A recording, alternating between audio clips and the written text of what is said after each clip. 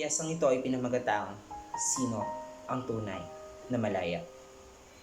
Kalayaan. Kalabindalawa ng Hunyo, taong 1878,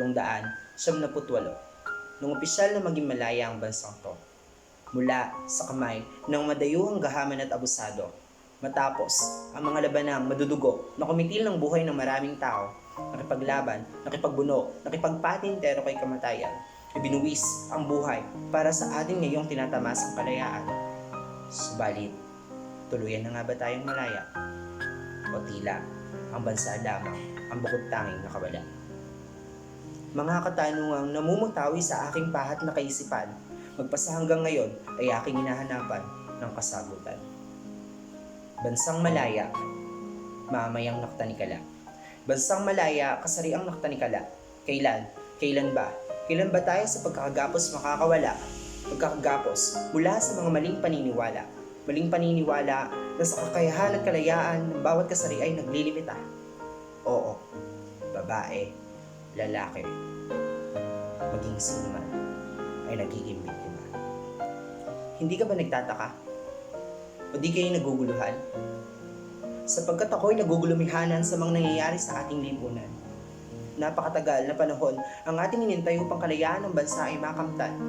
Subalit, tila ba tayo mismo mga mamaya na kumikitil sa kalayaan ng bawat kasarian? Babae ka pa naman. Ilan sa mga madalas nating papakinggan, kababaihan, sila na sa pananamit madalas malimitahan, sila na madalas maging biktima ng mapangmatang lipunan, sila na naging katambal ng salitang kahinahan, subalit sino nga ba ang tunay na mahina? Sila na may lakas na lumaban, o ikaw na walang ginawa para ipaglaban ang kanilang karapatan. Malakas, matipuno, macho, matapak. Yan ang sa pagkalalaki tinitig ng batayan.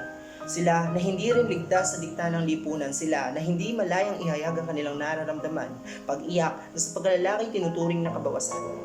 Bakit kapag lalaki ka, di ka dapat kakitaan ng kahinaan? Naguguluhan ng aking isipan, lahat naman tayo ay may kahinaan sapagkat hindi naman kabawasan ng kalakasan kung ang pagtangis ang magiging dahilan. Ngunit, sino nga ba ang tunay na may tapang? Sila o ikaw na takot mahusgahan? Sa lipunang tila walang liyamado, bakit sila ang lubos na dehado? Sila na masahol pa sa hayop ang turing, sila na sakit sa lipunan ng tingin, sila na nariyan ngunit bakit hirap pa rin ang marami na tanggapin? Hanggang kailan mo ba panghahawakan na sila ay kasal ng lipunan? Sinubukan mo na bang tingnan ang kanilang kahalagahan? Sila na kung minsan sa paghalakak mo ay dahilan, di nila kasalanan kung sino sila. Ang kasalanan ay ang hindi magpakatotoo kung ano sila.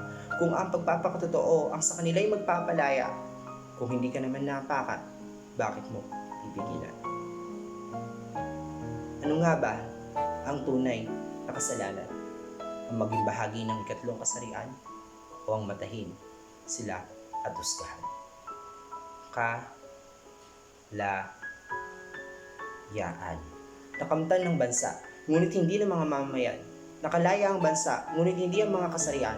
Lahat tayo ay may kanya-kanyang karapatan, ngunit hindi kabilang sa ating mga karapatan ang sumiil ng kalayaan ng ibang kasarian.